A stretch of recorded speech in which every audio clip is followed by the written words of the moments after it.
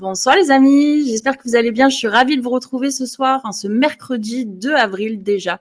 J'espère que vous allez bien, j'espère que vos fêtes dernièrement, mes amis musulmans, se sont bien passées, que la paix soit sur vous toutes et tous. Et ce soir, on va se parler d'un sujet qui me tient à cœur et que j'aime beaucoup. Je suis ravie d'accueillir une personne que j'ai beaucoup écoutée sur ce sujet-là, sur la perversion justement. Et on va voir un petit peu comment la perversion s'est installée dans notre société et dans les plus hautes sphères aussi de la société avec monsieur Paul-Antoine Martin, qui est là ce soir, qui m'a fait l'honneur de répondre de manière positive à mon invitation. Bonsoir Paul-Antoine.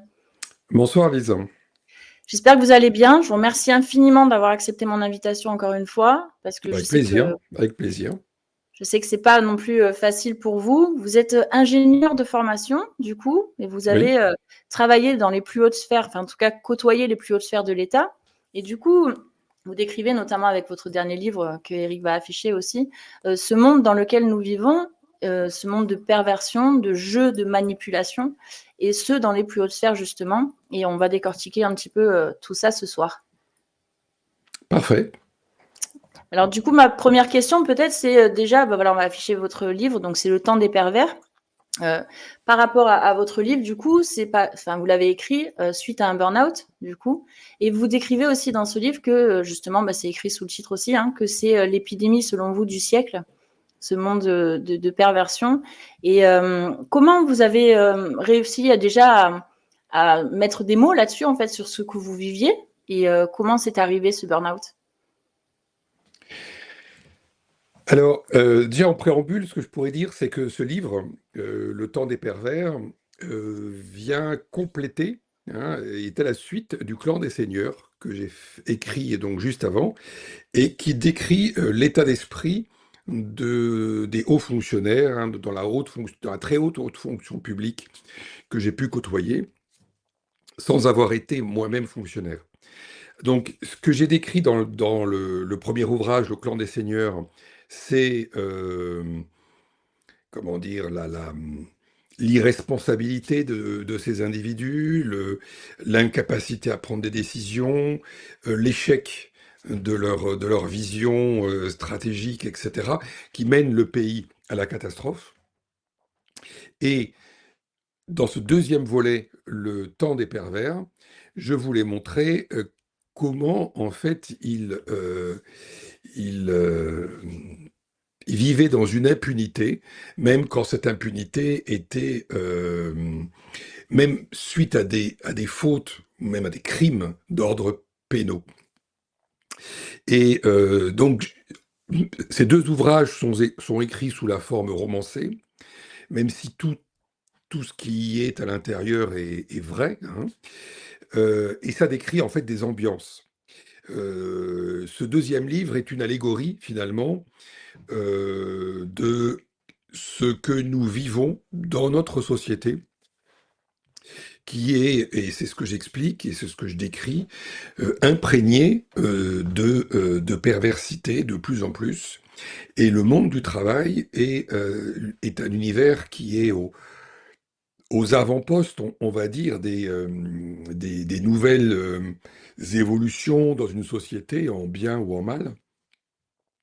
Et donc, le monde du travail se trouve imprégné de cette perversité de plus en plus, et c'est ce qui conduit à aujourd'hui observer ce que j'ai appelé cette épidémie de burn-out, même si le burn-out ne se transmet pas par virus, mais épidémie au sens où tous les ans, il y en a de plus en plus. Donc aujourd'hui, les psychiatres s'accordent sur le fait qu'il y en a en France plusieurs centaines de milliers par an, peut-être 500 000. Voilà. Très très loin des chiffres sur lesquels communique l'État, puisque l'État communique environ 30 000. Et les journalistes communiquent sur, la presse ou les magazines de santé communiquent sur environ 2,5 millions par an. Reste que tout ça veut dire qu'il y a beaucoup de violence, en fait, dans le monde du travail. Et c'est ce que j'ai voulu montrer, ce que j'ai voulu décrire dans mon livre, comment ça se produit, pourquoi ça se produit, d'où vient cette perversité et, et finalement j'élargis, hein, et c'est ce que vous disiez, j'élargis à ce que nous vivons dans notre société et à la gouvernance de notre pays. Alors j'ai vécu effectivement un burn-out très violent suite à une situation de travail qui était extrêmement violente. Euh, et c'est ce que je décris de façon crue, presque chirurgicale dans mon livre. Et je décris comment, en fait, l'individu qui m'a causé ça a un fonctionnement pervers, un fonctionnement qui le conduit à aimer la souffrance de l'autre, à se complaire ou à chercher la souffrance de l'autre, quitte à le pousser jusqu'à ce qu'il s'élimine lui-même par le suicide. Et c'est ça qui est très impressionnant en fait dans le monde du travail, c'est cette capacité à pousser un collaborateur au suicide, on appelle ça le suicide forcé. C'est-à-dire que on peut tuer quelqu'un sans le toucher, par des violences psychologiques. Voilà. Et la violence psychologique avant le suicide, c'est le burn-out, en termes d'intensité, on va dire. Mais le burn-out peut conduire au suicide parce qu'on est dans un tel état de, de, de, de destruction, on va dire, intérieure, que tout le monde intérieur, tout notre monde intérieur s'est effondré. Un matin, je me réveille et je ne peux plus, j'ai plus la capacité de me mouvoir, j'ai plus la capacité de penser, j'ai à peine la capacité de parler, de réfléchir, et la seule chose que je peux faire physiquement, c'est de lever un doigt. Voilà, je suis comme si j'étais paralysé complètement dans mon corps. Donc c'est quelque chose qui est manifestement assez courant, hein, dans notre pays. C'est extrêmement violent, extrêmement brutal. Il y a des signes avant-coureurs, bien sûr, mais un matin, voilà, vous vous réveillez comme ça et vous mettez un temps fou à essayer de retrouver une vie, même pas normale, mais une vie, on va dire, acceptable. Ce qui veut dire que le burn-out est véritablement un meurtre social. Voilà. C'est une façon d'éliminer autrui, l'effacer socialement, parce que le burn-out est une telle épreuve en fait de souffrance et d'effondrement que bah d'ailleurs vous n'êtes plus capable de travailler. Hein, bon déjà, soit vous pouvez être plusieurs mois, plusieurs années en arrêt de travail, soit ne plus pouvoir travailler du tout, ce qui est mon cas. Pourquoi? Parce que vous n'avez plus d'énergie, en fait. Moi, grossièrement, j'ai, j'ai un capital de 3 heures par jour. 3 heures pour être comme j'étais avant, on va dire. Voilà, 3 heures. Si je vais au-delà de ces 3 heures à avoir des activités comme que je pouvais en avoir avant, bah, je suis épuisé. Et l'épuisement, c'est pas la fatigue. La fatigue, on sait que ça passe. L'épuisement, c'est un état où vous ne pouvez strictement plus rien faire. C'est-à-dire et physiquement, et psychiquement, et intellectuellement.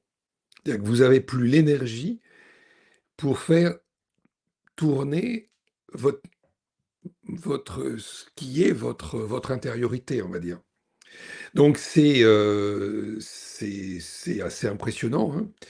Vous voyez, si on fait cette interview-là ce soir, mais pour être... c'est une heure déjà assez tardive pour moi, et pour ça, il a fallu que je ne fasse quasiment rien dans l'après-midi. Sinon, j'aurais pas été capable de la faire. Voilà, c'est ça les séquelles d'un burn-out. Donc il faut imaginer qu'après un burn-out, donc pour moi ça fait 5 ans, Après un burn-out, quand vous êtes à 3 mois, 6 mois, 1 an, bah, dans mon cas, je pouvais, si je discutais avec un ami à déjeuner tranquillement à table, vous voyez, bah, je pouvais plus rien faire de la journée. Et si comment dire, j'ai essayé de faire quelque chose de plus dans l'après-midi, je le payais pendant 2 jours après, ou 3 jours, à ne strictement plus pouvoir rien faire parce que j'avais dépassé ma capacité, comment dire, mon capital énergie. Mon capital énergie aujourd'hui, il est de 1/10 grossièrement, ou 1/10, un huitième de ce qu'il pouvait être avant. Voilà, donc c'est quelque chose qui est assez impressionnant. Alors après, vous avez divers stades dans le burn-out. Vous pouvez avoir des burn-out qui peuvent être moins violents, qui nécessitent que, par exemple, entre guillemets, hein, que 6 mois d'arrêt. Et puis, vous en avez d'autres qui peuvent être encore plus violents et là, qui réduisent la personne à un état encore plus amoindri. Mais un burn-out, c'est certainement pas un petit passage de fatigue et un arrêt prescrit de 1 semaine ou 2 semaines. Ça, c'est pas un burn-out. Voilà. C'est pour ça qu'il y a le mot burn-out aujourd'hui est très galvaudé, et c'est pour ça qu'il y a, on entend beaucoup parler de burn-out, mais comment dire là, les vrais symptômes, la vraie caractérisation du burn-out, elle a la violence, les manifestations violentes dont je vous ai parlé. En même temps, extérieurement, vous apparaissez en parfaite santé. Vous voyez. C'est ça. Comme je le raconte dans mon livre, bah, après le burn-out, j'ai été dans un tel état d'effondrement que donc j'ai fait beaucoup d'examens médicaux pour essayer de comprendre. Donc les médecins me renvoyaient de médecin à médecin, etc., cardiologue, encéphalogramme, enfin j'ai eu toute une batterie d'examens, et à chaque fois tout était nickel. Donc j'étais en parfaite santé mais détruit, vous voyez. Et c'est ça qui crée aussi une confusion parce que les amis ou le milieu social se dit mais il a perdu la volonté il a perdu l'envie, il faut qu'il se bouge, il faut qu'il aille faire du sport. Ben non, c'est pas possible. On peut plus faire Oui, ça. c'est ça, c'est au-delà de vos forces même. Donc, et vous le disiez d'ailleurs, vous le dites très bien, il faut être bien entouré aussi dans ce moment-là, dans ces moments-là, notamment voilà la sphère amicale, mais aussi familiale et de couple. Vous disiez Ah, qu'en tant que femme, vous avez été d'une aide précieuse c'est aussi. fondamental. C'est fondamental. Sans ça, le pire est possible, oui. Parce que, oui, la grosse difficulté, c'est une des grandes souffrances, pardon, c'est l'incapacité à être compris. Parce qu'on imagine, quand on n'a jamais connu ce qu'est l'épuisement, on ne peut pas l'imaginer. Voilà, moi, je ne savais pas ce que c'était. Je pouvais dire, des fois, après une longue marche dans la montagne, je suis épuisé. Non, j'étais fatigué. L'épuisement, c'est autre chose. C'est un état où il n'y a plus du tout d'énergie dans le corps. Et il n'y a plus la capacité à la régénérer, l'énergie. On ne se pose jamais cette question de la régénération de l'énergie quand quand on n'a pas subi ce genre de choses. Et en fait, le burn-out, c'est la foudre, en fait, c'est comme la foudre qui rentre dans la maison, il y a une boule de feu qui calcine tout à l'intérieur et qui ressort. Les murs de la maison sont intacts, mais à l'intérieur, tout est brûlé. Et le burn-out vient brûler, en fait, la capacité de régénérer son énergie. Voilà. Donc, c'est vraiment problématique parce que bah, l'énergie vitale est sacrément amoindrie. Donc, c'est ça un burn-out. La vérité du burn-out, c'est ça. Alors, ça se produit suite à une conjonction en fait d'éléments. Il faut déjà un stress intense, un stress très puissant. graduel, puissant. Et ça, le harcèlement est capable de le produire, parce que le harcèlement vient, recommence à créer du stress régulièrement, régulièrement, régulièrement. Ce qui fait que vous êtes dans un état intérieur de stress croissant. Si en plus vous ne trouvez plus de sens dans votre travail, euh, ben là vous êtes vraiment en danger de burn-out. Ce qui veut dire qu'il y a les signes avant-coureurs, c'est cette détection du stress qui monte dans un environnement harcelant, dans un environnement psychologiquement violent. Et là, euh, et là il faut sortir de ce milieu-là. Voilà. Donc il faut qu'un médecin, à un moment donné, vous arrête. Soit vous partez de ce milieu, soit un médecin vous arrête. Mais la difficulté, c'est d'y revenir. Si les conditions restent les mêmes quand vous revenez, il y a des risques que vous retrouviez comment dire, la situation néfaste, quoi, et propice au burn-out. Voilà, donc c'est vraiment un mal du siècle parce que le travail, euh, d'une part, apporte de moins en moins de sens aux salariés, même si le travail, on en fait quelque chose de merveilleux. Toutes les sociétés présentent le. Oh, mais chez nous, c'est le bien-être. On a un baby-foot, on a un open space fantastique. Tous les murs sont peints en couleur pastel, c'est fantastique et tout. Bon, enfin bon, voilà. Vous connaissez tout ça. Donc on appelle ça le bien-être. On a des belles chartes signées par le DG. Le président ou le PDG, bien sûr, fait des beaux discours. Sur les plaquettes, on marque qu'on est dans une démarche de RSE, responsabilité sociétale des entreprises, etc., etc. Bon, moi, mon burn-outer, il est quand même manager exemplaire. Voilà. D'accord. Ah oui. Ça montre bien. Alors, non, je veux dire manager exemplaire au sens de la RSE. Oui, oui, j'entends, ouais, Voilà. ouais. J'ai averti la FNOR sur le sujet. Je suis monté au plus haut niveau de la FNOR. Et je leur ai dit, mais regardez, ce monsieur-là, manager exemplaire, maintenant je vais vous montrer ce que j'ai vécu moi. Comment vous recollez les morceaux. Il vous a raconté n'importe quoi dans l'audit.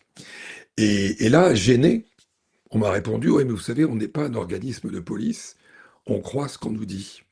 Donc, bilan, la RSE, vous peignez bien la vitrine,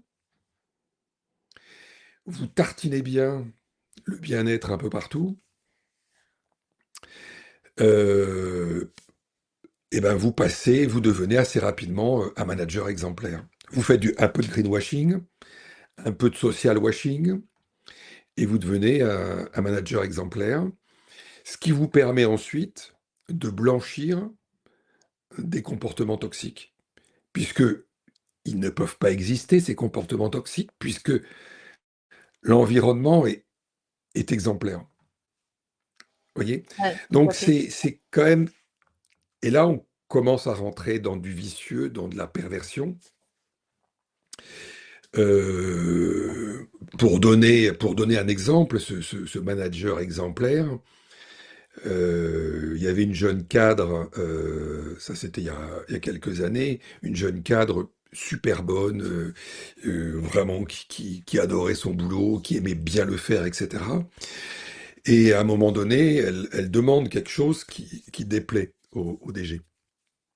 Et comme il était parano, comme il était très susceptible sur ce genre de choses, etc., il l'a pris dans son viseur et très vite, comment dire, il lui a créé du stress, un stress de plus en plus profond.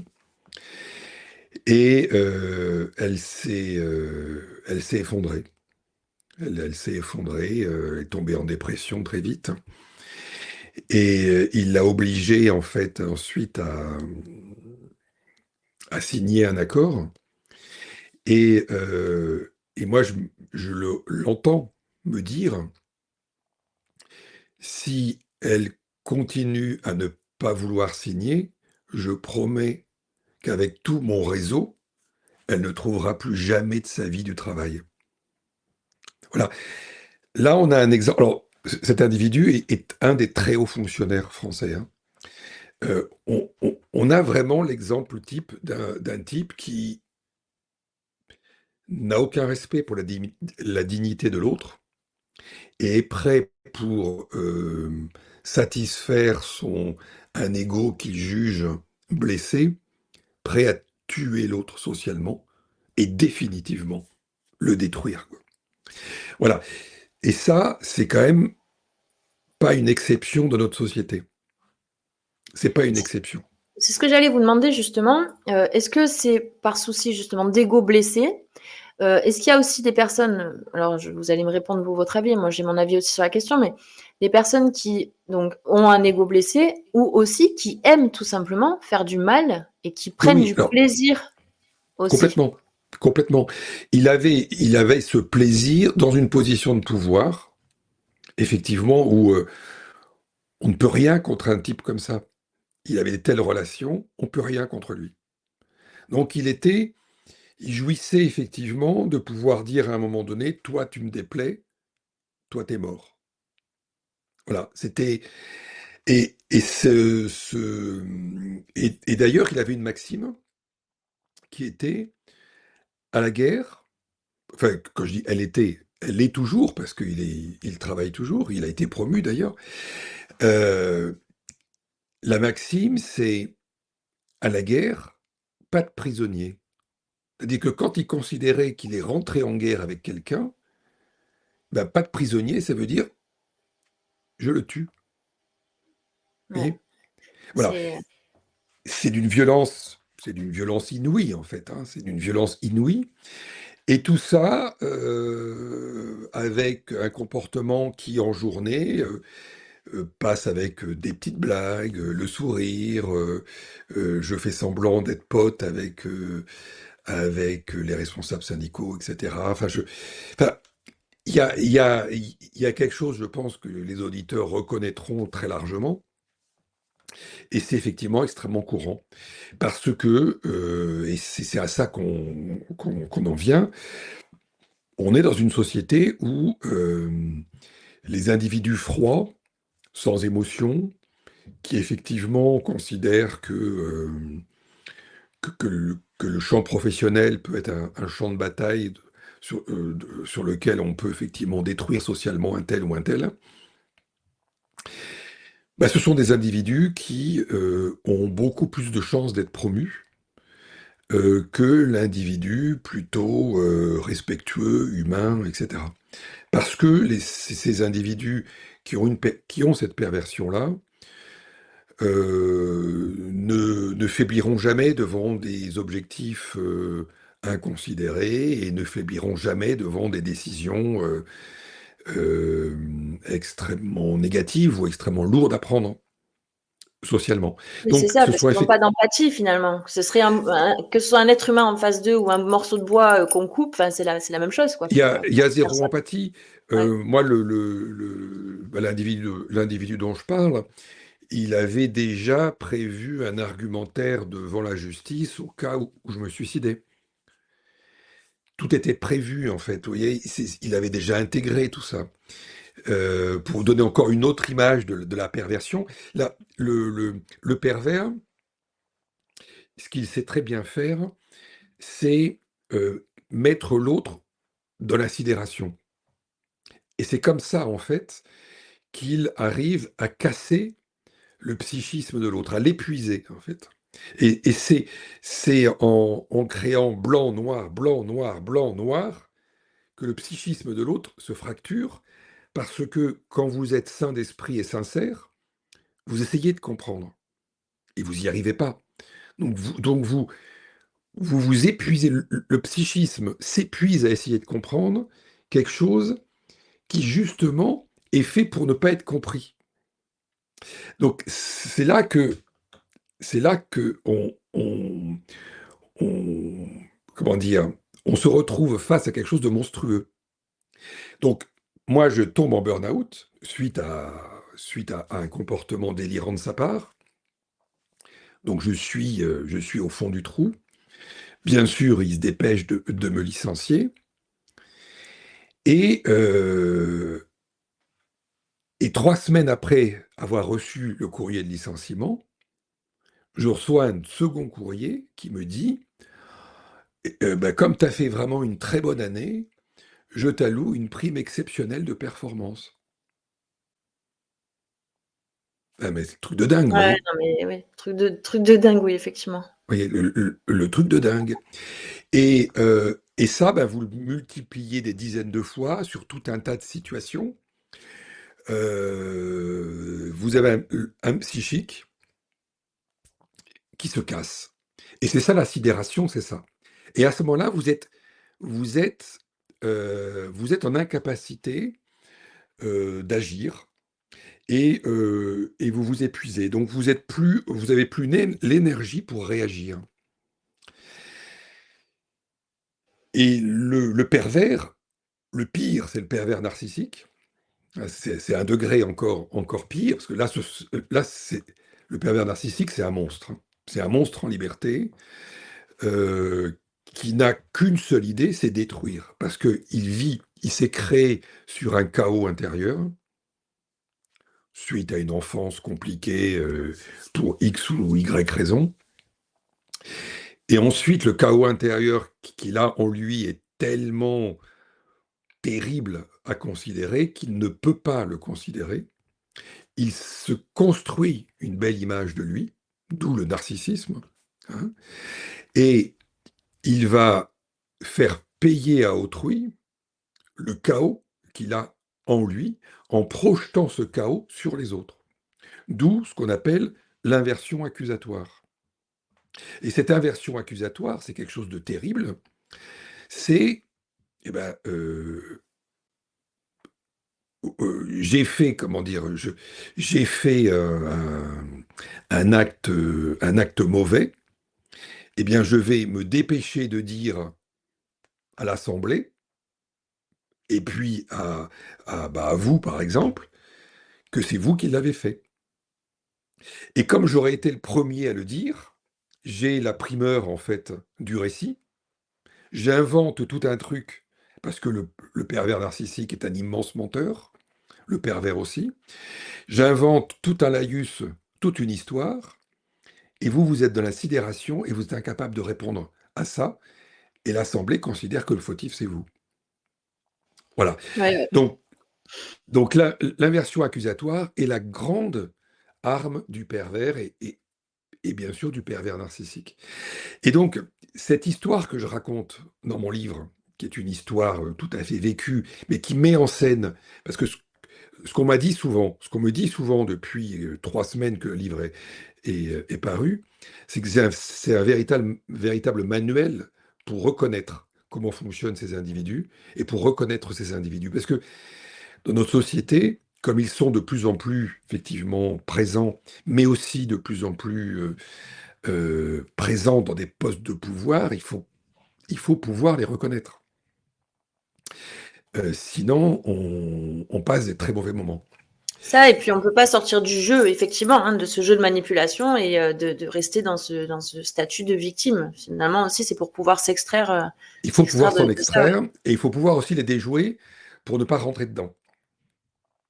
Et donc, toute cette histoire, c'est aussi l'histoire de notre société aujourd'hui avec des pervers au plus haut niveau. Alors, il y a toute la mécanique, hein.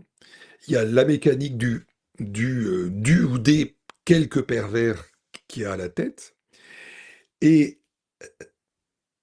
ces individus-là ont toujours, parce que c'est leur façon de faire, s'entourent toujours de médiocres moraux, de médiocres intellectuels, de médiocres, ouais, de Bah, même, médiocres humains, on oui, va dire. voilà, c'est ça, même physiquement, même, enfin, qui ne donnent pas d'image particulière, qui ne reflètent Voilà, rien, quoi, qui de sont médiocres. vides. Oui. médiocres humains. Et ces médiocres humains, comme ils savent que ces pervers, en fait, leur donnent ce que jamais ils auraient pu espérer en des temps normaux, ils leur sont totalement dévoués. Totalement dévoués. Par exemple, je raconte dans mon livre, mais on le voit, c'est la même façon de faire au gouvernement. Quand ce pervers, en fait, m'a causé en fait tout ce harcèlement, il l'a fait grâce à des faux témoignages. Et bien tous ceux qui ont été l'auteur de faux témoignages, dès que j'ai été licencié, ils ont eu voiture de fonction, prime, promotion. Voilà. Et tout ça avec l'argent du contribuable, bien sûr, parce que cet homme était un haut fonctionnaire qui comment dire, aime bien faire des cadeaux avec l'argent du contribuable. Ouais, ça c'est important de le préciser aussi. Voilà, bien sûr. Et donc, ce qu'on voit au niveau du gouvernement, c'est la même chose. Tous ceux qui y sont et qui se pressent pour y être, bah, on les voit, il n'y en a pas un qui... Enfin, il y en a pas un qui tient la route. Ouais. On a une équipe de médiocres humains qui est quand même très impressionnante. Ah, Et c'est ils sont spectaculaire là, là. c'est spectaculaire, Ah oui, vraiment. et ils servent le médiocre, le pervers en chef, qui lui sait en même temps qu'il les tient tous. Voilà. Donc, c'est cette mécanique-là qu'il faut bien comprendre et qui fait que, avec cette perversité qui nous tombe dessus, bah, nous sommes collectivement dans un état de sidération. C'est pour ça que je dis que notre société est aujourd'hui dans un état de pré-burnout. Et pré-burnout, ça veut dire quoi? Ça veut dire qu'on est dans un état de... La société est dans un état de stress, elle est sidérée, c'est-à-dire qu'elle ne sait pas réagir à ce qui se passe. Un jour, il dit blanc, le lendemain, il dit noir. Tout d'un coup, il nous explique que les chars russes sont bientôt sur les Champs-Élysées. Le lendemain, il nous explique qu'il n'a jamais dit ça. Ouais. La Russie, c'est la menace existentielle. On nous expliquait il y a 3 ans que la Russie, elle n'arrivait même pas à faire tourner ses chars. Elle piquait des puces sur les machines à laver.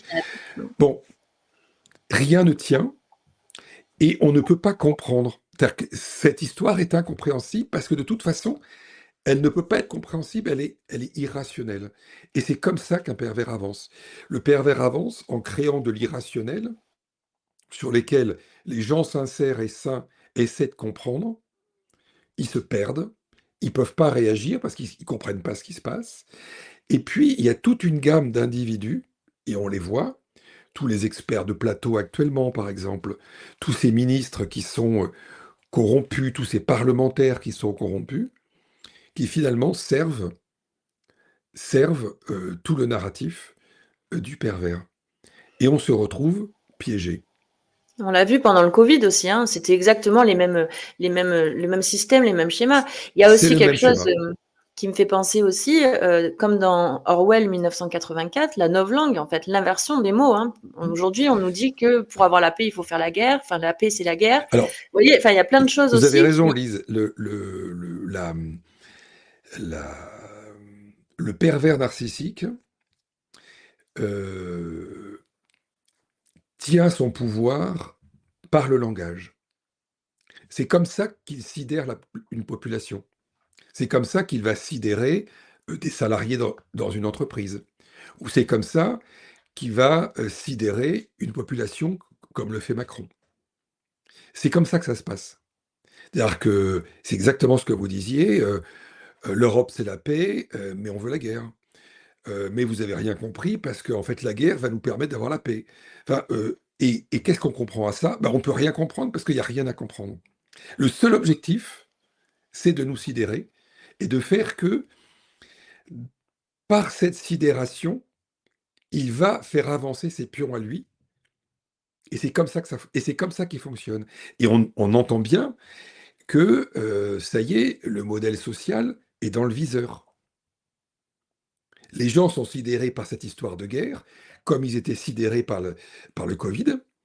Et ben c'est comme ça qu'ils vont avancer et qu'ils vont faire passer la retraite à 64, 66, 70, la suppression du RSA. Là, on a entendu récemment que les chômeurs à partir de 53 ans, ils allaient être encore moins indemnisés, alors qu'on sait que c'est justement à partir de cet âge-là qu'on ne trouve plus de travail. Donc, tout est incompréhensible. Et on est rentré dans une société où tout est incompréhensible parce que la société est régie de façon perverse. Oui. Et toutes les valeurs Voilà. aussi sont inversées. Toutes les Comme par valeurs exemple, sont inversées. en temps de guerre, et donc, comme il l'avait déclaré pendant le Covid, 7 fois, il me semble, dans son fameux discours « Nous sommes en guerre », dans une société normalement constituée, on protège les femmes et les enfants. Alors que là, on a fait porter le chapeau aux enfants qui n'étaient pas en plus touchés par ce virus, etc. Hein.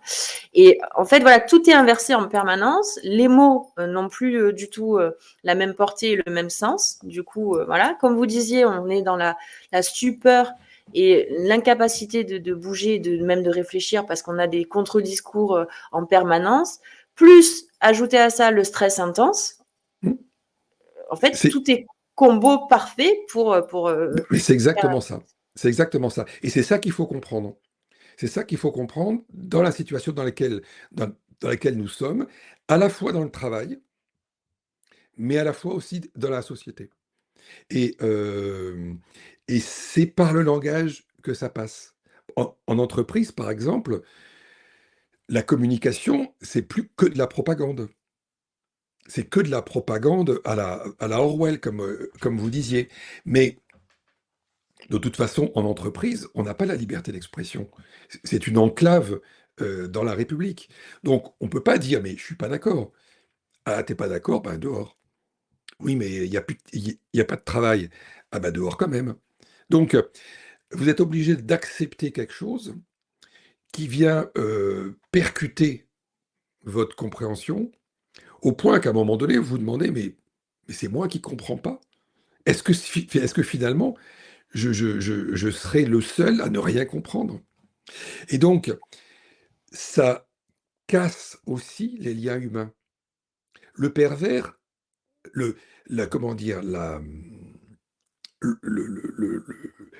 l'arme contre le pervers, c'est le lien humain. La première action d'un pervers narcissique, pour ceux qui ont déjà connu comment fonctionne un pervers narcissique, c'est d'isoler sa proie. Faire en sorte que tous les liens que la personne pouvait avoir avec ses proches, avec ses amis, avec ses collègues, soient coupés. Donc il faut casser les liens. Et le Covid, c'était casser les liens. Aujourd'hui, depuis 7 ans, ou 8 ans maintenant, Macron, qu'est-ce qu'il fait en permanence?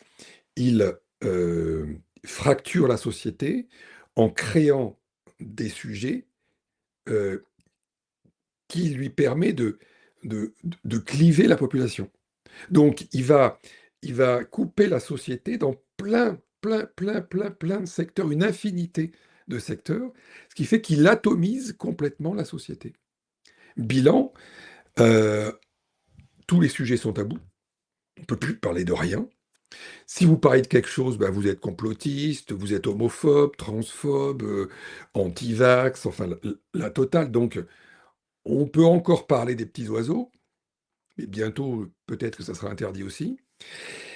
Et bilan, on se retrouve isolé. On ne peut plus parler. On se retrouve isolé. Et c'est justement en cassant les liens, en supprimant tous les liens, comme un pervers peut le faire en entreprise ou dans une famille. C'est très, très intéressant. C'est pour ça que je voulais vous inviter et que je vous suis depuis un moment. C'est vraiment très pertinent et je vous remercie encore de faire ce parallèle justement de ce qui se passe dans la société, donc en petit, plus petit, et de mettre ça aussi à l'image et en parallèle avec la société et le monde dans lequel on vit jusqu'à nos dirigeants. Et c'est très, très percutant tous les exemples là, que vous donnez depuis tout à l'heure. Forcément, on peut que voir aussi le Macron, Ah oui, ce qu'il nous fait subir si on le souhaite aussi, mais Et ce qui est intéressant là dans ce que vous dites aussi, c'est que ça casse les liens et effectivement, peut-être que ça expliquerait pourquoi on est tant de résistants, dissidents, enfin, peu importe comment on s'appelle, depuis le Covid notamment, mais qui n'arriveront pas à nous mettre ensemble Hmm. vraiment pour avancer, alors que nous, pour autant, nous avons les mêmes objectifs et a Oui, priori les mêmes ennemis. oui, ça oppose, ça casse les liens et il oppose. Donc, mais c'est la, comment dire, c'est la même rhétorique, mais qui existe depuis des siècles. C'est diviser pour mieux régner. Et le pervers, c'est sa spécialité. C'est comme ça qu'il acquiert du pouvoir. Voilà. Et une fois qu'il est, comment dire, qu'il a ce pouvoir-là, qu'il sait faire ça, il a en dessous, il a sous lui des gens qui vont se cogner entre eux. Les liens vont être cassés et ensuite ils vont se cogner parce qu'il les aura divisés. Mais il faut qu'on comprenne que le problème, c'est pas l'autre, c'est au-dessus. C'est ça, tout à fait. Tout C'est à fait. au-dessus le problème. Et c'est notre seul problème. Notre seul problème, il est là. Alors, il y a tout notre problème primaire, mais, euh, euh, mais aujourd'hui, tous les conflits qu'il y a entre beaucoup d'individus, même comme vous disiez, entre résistants, entre guillemets, ben, ils viennent de là. Et en fait, même ceux qui sont conscients en fait de ce genre de situation en viennent aussi à devenir fous. Ah, mais c'est Parce à que le devenir fou. stress, Ah oui, complètement. parce que le stress est très très puissant. Voilà. Et il faut arriver à prendre du recul par rapport à tout ça. Mais c'est difficile. C'est une vraie difficile. J'ai vu tout à l'heure une question qui était est-ce que c'est à cause du fait que la société ou les personnes sont immatures dans la société, ou est-ce que c'est parce qu'on est sidéré? Bah, je ne crois pas que ce soit une question d'immaturité, parce que euh, moi, ce que j'ai vu, c'est que les premiers, en tout cas, à suivre les pervers étaient les plus diplômés. Ah ouais, ça. Voilà. C'est pas. Pourquoi les plus diplômés? Parce que les plus diplômés euh, et c'est ce que j'explique dans mon livre, je le démontre même, en fait, c'est que les plus diplômés ont un besoin de conformité. On leur apprend à être conforme. Oui, le formatage. C'est le formatage et on leur apprend à être conforme. Bon. Parce que c'est dans la conformité que l'on progresse, etc. Et ils savent très bien que s'ils dévient de la conformité, ils sont placardisés. Par contre, la problématique est complètement différente chez les moins diplômés, on va dire, qui n'ont pas cette envie-là, qui n'ont pas été, comment dire, éduqués là-dedans. Et eux, ils ont gardé un bon sens. Ils ont gardé un sens commun, on va dire, que les très diplômés ou les plus diplômés, pour beaucoup, alors je dis pas tous, hein, bien sûr, mais que pour beaucoup, ont perdu.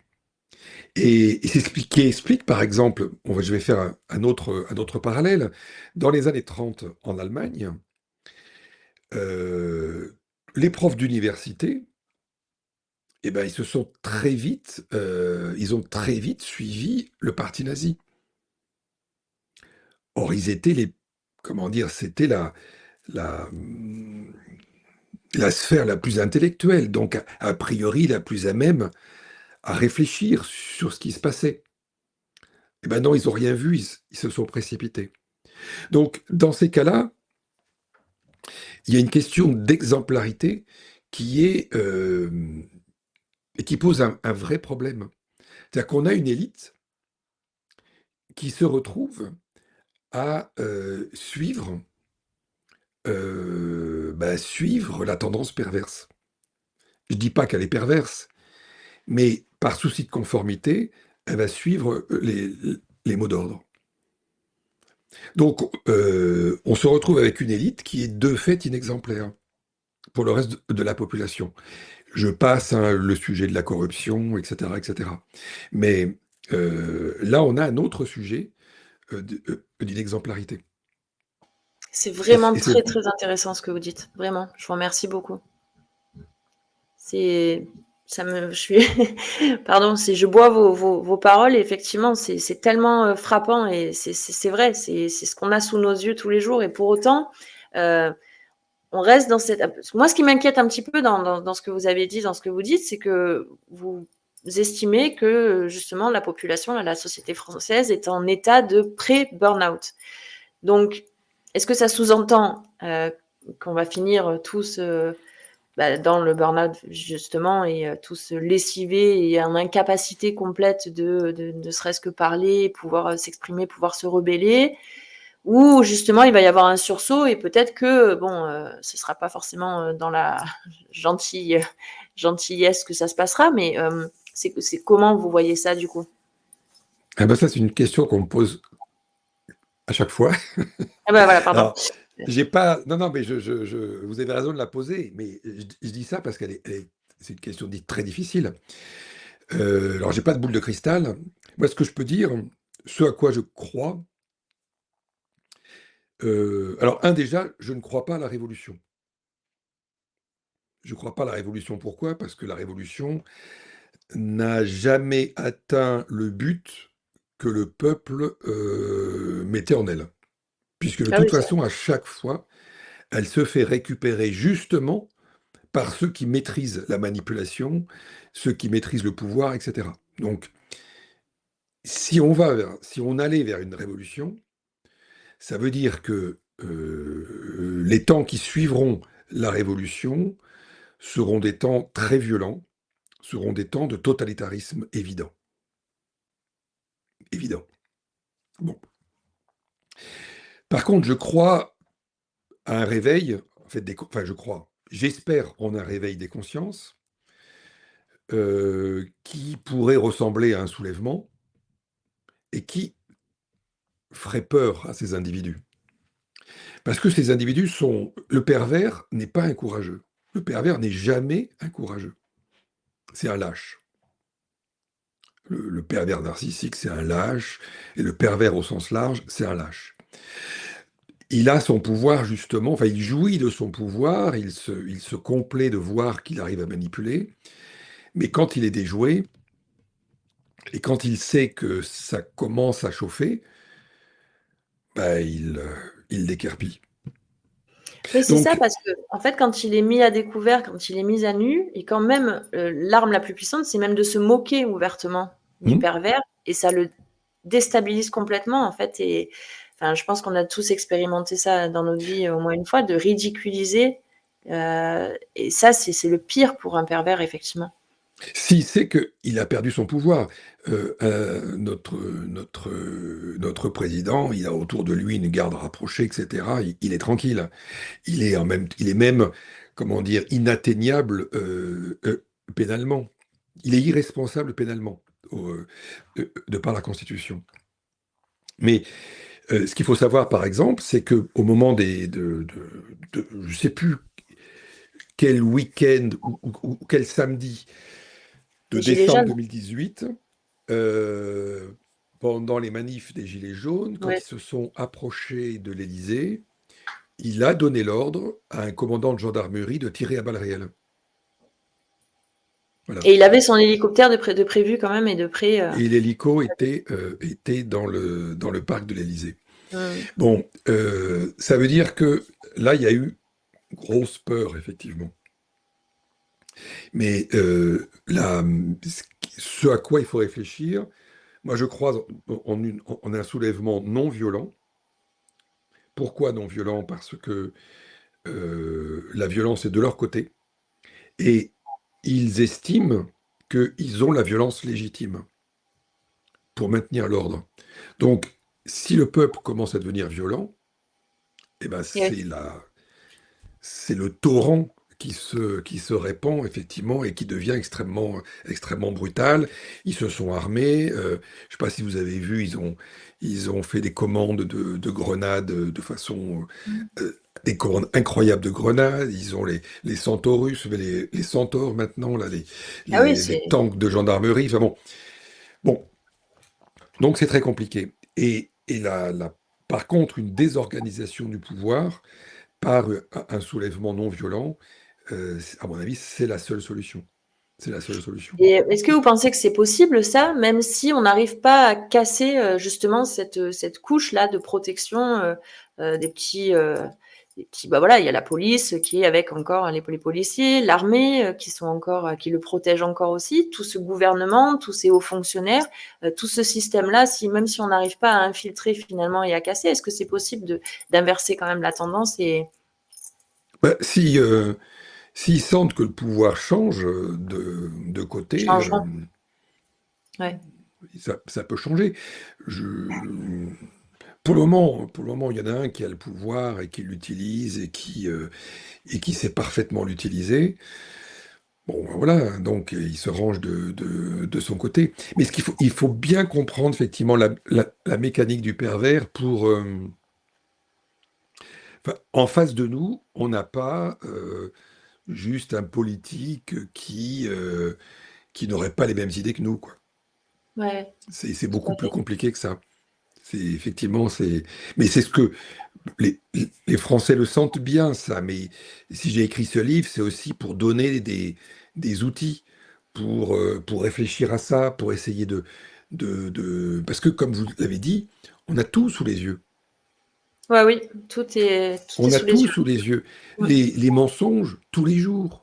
Les inversions accusatoires, tous les jours. On a, euh, on a les manipulations tous les jours. Enfin, c'est à la fois du pouvoir, mais des médias.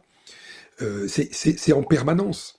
Donc, on met pas longtemps à se convaincre qu'on a un problème de perversité et qu'on baigne là-dedans et qu'on est prisonnier de ça. Il y a un mot que j'utilise dans mon livre, c'est la nasse. On est Mm. dans une nasse aujourd'hui. Vous voyez. J'ai vu passer un article du Conseil d'État aujourd'hui. J'ai vu un article qui parlait de cet article du Conseil d'État aujourd'hui, qui disait que maintenant, le pouvoir pouvait à tout moment débrancher les réseaux sociaux s'il estimait qu'il y avait une menace. Voilà, Ouais, c'est très flou. On ne sait pas ce que c'est, on sait pas quelle est la quantification, mais il peut le faire. Et donc, ce qu'on voit en fait, c'est que tous les jours, ils avancent d'un pas pour que la NAS en fait puisse à tout moment, pour arriver à un moment donné où il suffira de tirer et on sera pris dans la NAS. Voilà. Et ça, c'est le régime totalitaire. oui, donc selon vous, on n'est pas encore en régime totalitaire, Ah non, pas non, encore non, non, complètement. non. Régime totalitaire, c'est quoi? Il faut, attention, un régime totalitaire, c'est terrible. On peut pas faire pire. Il faut bien distinguer dictature, régime autoritaire et régime totalitaire. Le régime totalitaire, c'est l'extrémité dans la monstruosité. Il y en a eu, on considère qu'il y en a eu deux au XXe siècle. C'est le nazisme et le stalinisme. Le totalitarisme, il se caractérise par quoi? C'est d'avoir à la tête des pervers paranoïaques. Et qui s'introduisent aussi dans notre vie privée, hein, très, très, Alors, très, très fort. je vais arriver à ça. Ces pervers paranoïaques au pouvoir, et vous allez voir encore une illustration de ce qu'on vit en ce moment. La paranoïa, elle est contagieuse. Alors on se dit une maladie mentale, c'est pas contagieux. Si, elle est contagieuse parce qu'elle est fondée sur la peur. Eh oui. Et la peur, par contre, elle est contagieuse. Donc, vous transmettez la peur, vous transmettez la paranoïa, vous créez un peuple qui devient paranoïaque et à qui vous faites croire que un tel est l'ennemi. Et donc, vous pouvez focaliser comme ça un peuple sur un ennemi intérieur ou un ennemi extérieur. Le stalinisme faisait ça en permanence. Le nazisme a fait ça aussi. Voilà. Et ça conduit à quoi? Ben, ça conduit à des millions et des millions de morts, parce que vous avez quelques pervers qui ont manipulé une société en entier. Et c'est vrai qu'il faut relire à ce moment-là Hannah Arendt, qui a parfaitement décrit ça, et c'est ce qu'elle a appelé la banalité du mal, et je montre dans mon livre que même en entreprise, moi c'est ce que j'ai voulu montrer pour, pour bien illustrer ce que c'est que ce mode de fonctionnement, comment un pervers peut manipuler et créer la banalité du mal. Il le fait comment? Eh bien, il crée un ennemi, donc un pervers paranoïaque qui crée un ennemi, donc c'est ce qu'on appelle aussi un bouc émissaire, sur lequel effectivement tout un tas d'individus vont tomber pour exprimer que c'est lui qu'il faut abattre, parce que c'est à cause de lui Ouais. que les problèmes Nos viennent. mots. Et tous ces individus qui, à ce moment-là, vont tomber sur le bouc émissaire, ils ne sont que les véhicules, en fait, de la paranoïa du pervers. Et c'est ça, la banalité du mal. L'homme banal devient porteur du mal qui est né chez le pervers. Oui, Voilà. c'est que les paroles de comme je ne faisais que mon travail, je n'ai fait que Je suivre les faisais que mon ordres. travail, voilà. Et ça, c'est terrible. Et on voit bien que ça, comment dire, pendant le Covid, qu'on a eu ça, la délation a commencé à se faire. Oui. On a vu sur les plages de Cannes un maire nettoyer les plages à la javel. C'est un Ouais. truc de Ah non, cinglé. mais on est arrivé dans des délires. Voilà. Et ben ça, c'est effectivement cette banalité du mal qui se transmet par la peur à partir d'un paranoïaque pervers. Et c'est ce qui s'est passé dans les années 30 en Allemagne. C'est comme ça que ça a galvanisé complètement une population. Et on a vu ce que ça a produit. Donc c'est le mal pur, en fait. C'est vraiment le L'État mal pur. totalitaire, c'est ça, c'est le mal pur. Oui. Du Et coup, comme là, vous disiez, le mal totalitaire, le régime totalitaire, c'est le cran du dessus de la dictature parce qu'il veut s'imposer dans votre pensée.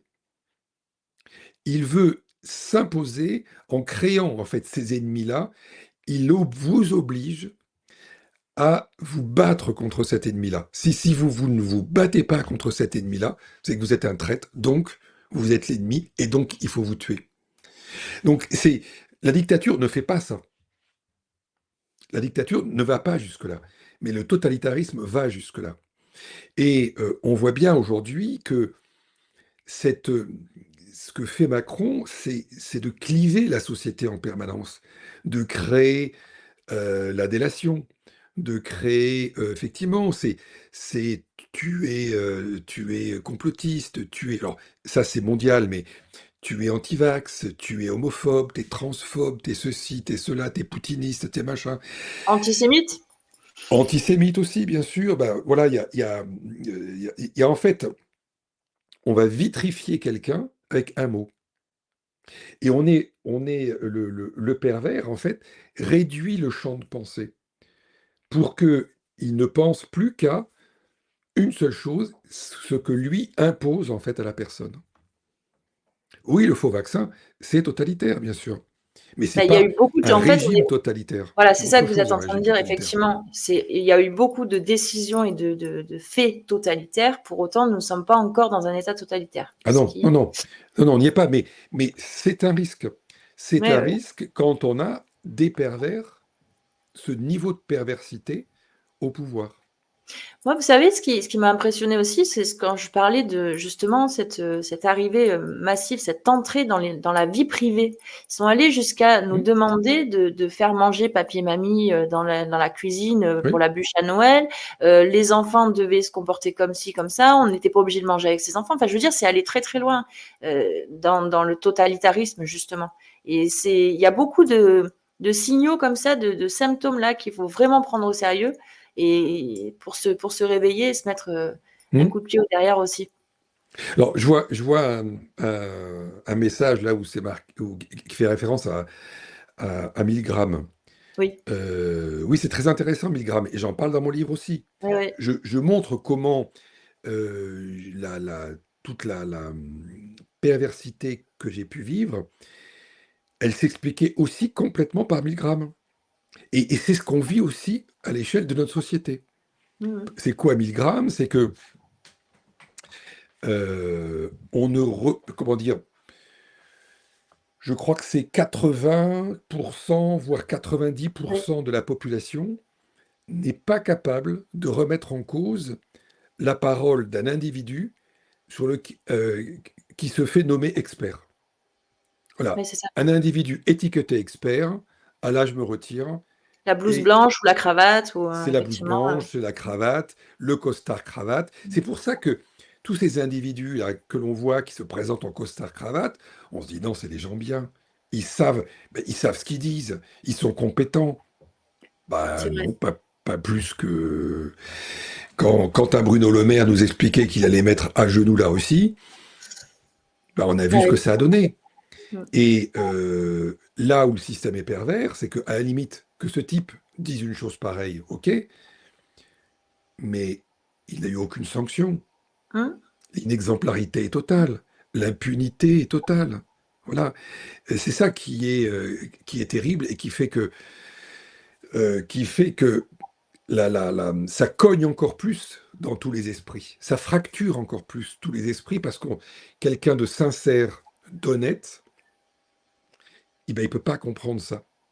Et en fait, le pervers, la force du pervers, c'est pas lui, c'est pas qu'il est supra-intelligent, c'est que nous sommes majoritairement honnêtes, sincères, et qu'on ne peut pas imaginer qu'il ne le soit pas, Ouais. ou qu'on a du mal à imaginer qu'il ne le soit pas. Et donc,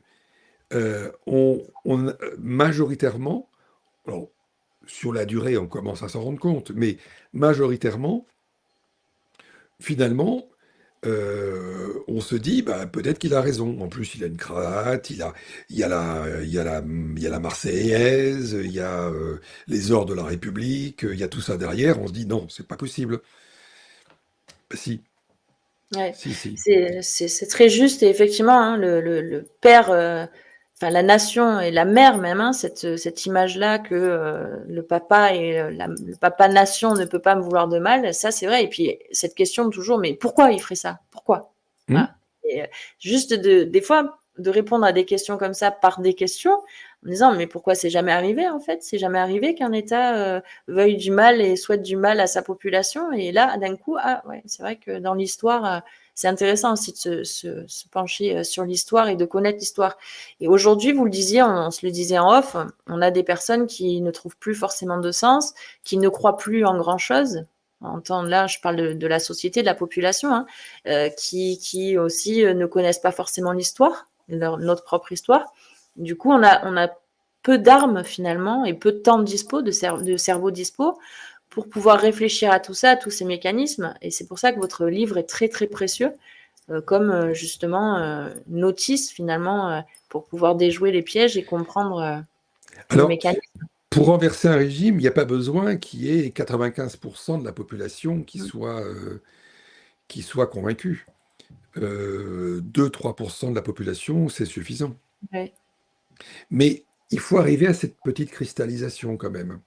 Et la- le grand combat qui arrive, c'est justement que il va falloir pour le pervers casser les liens que nous pouvons établir entre nous. Vous voyez, ce genre de chaîne, Oui. comme celle que vous faites, et c'est essentiel dans le monde que nous vivons, bah, elle va devenir un danger.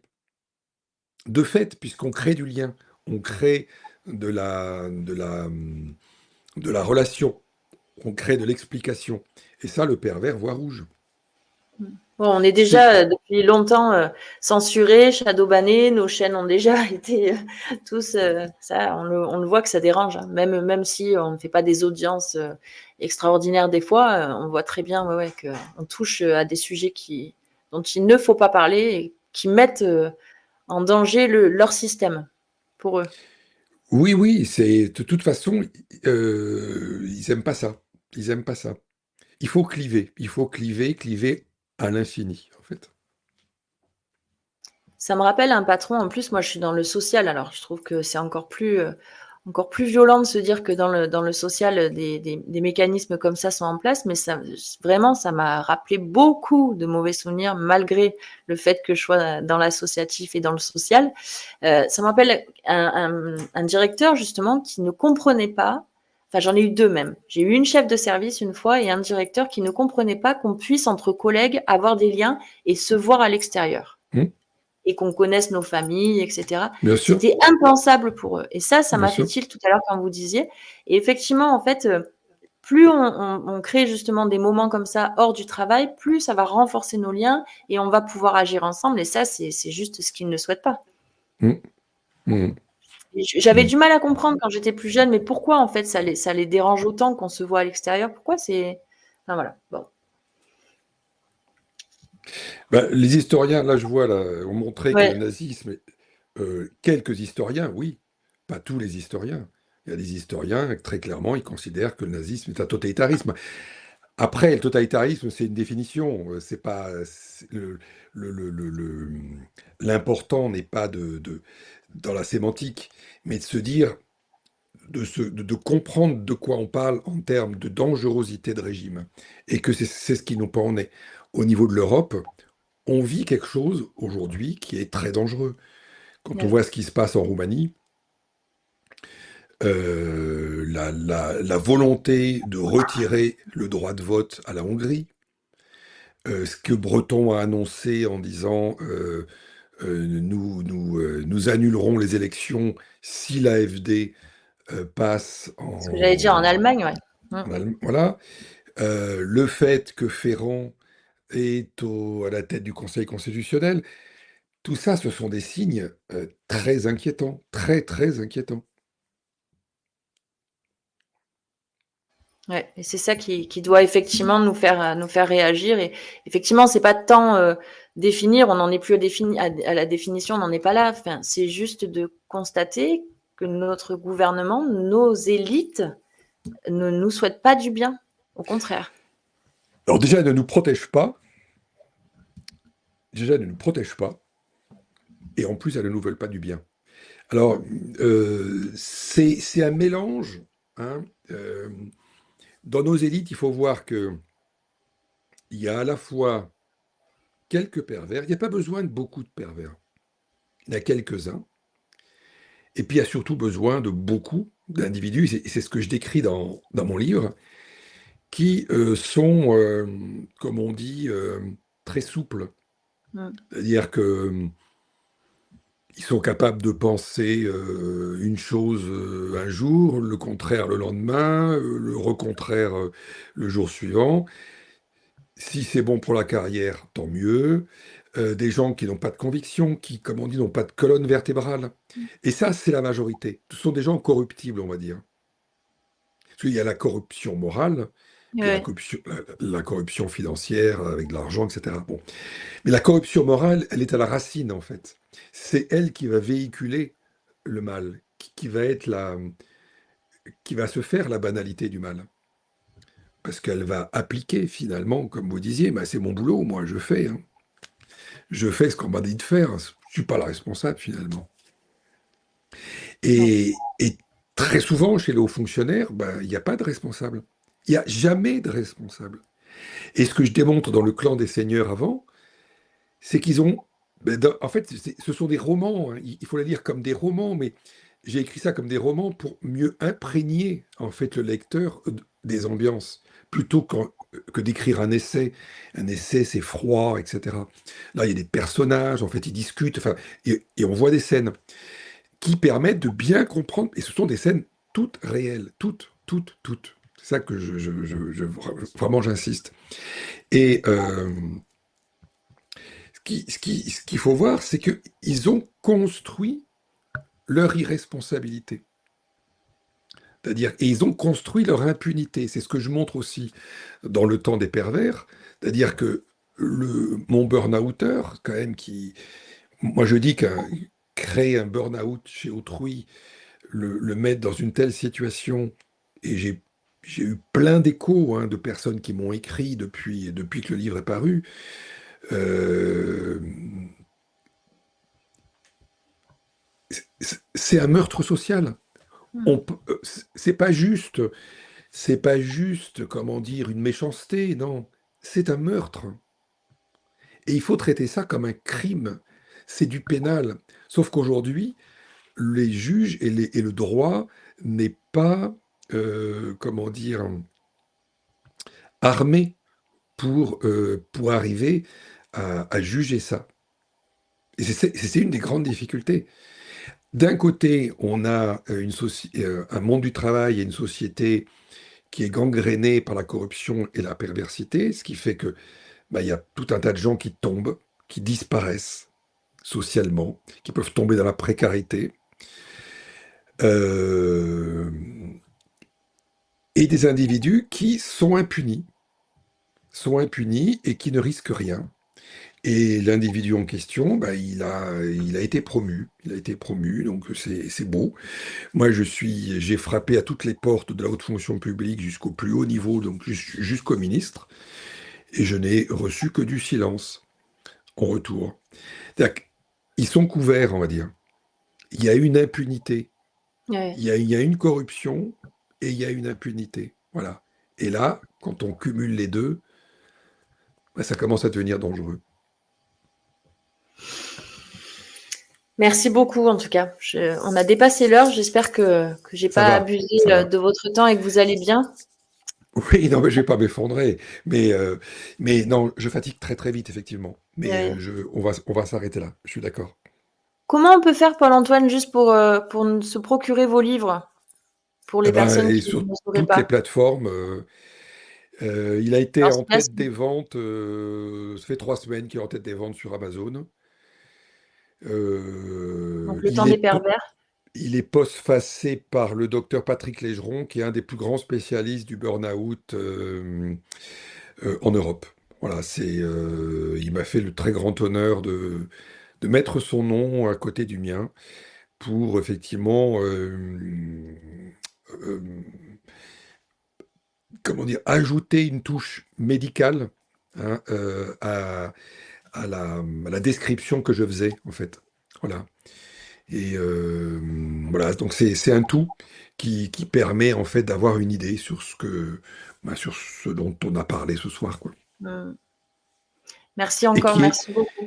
et qui est alors, on a parlé de la perversité, on a parlé du burn-out. Et le burn-out, c'est un véritable scandale sanitaire. Voilà. 500 000 personnes par an, pas reconnues en maladie professionnelle, etc. Bon, c'est un véritable scandale.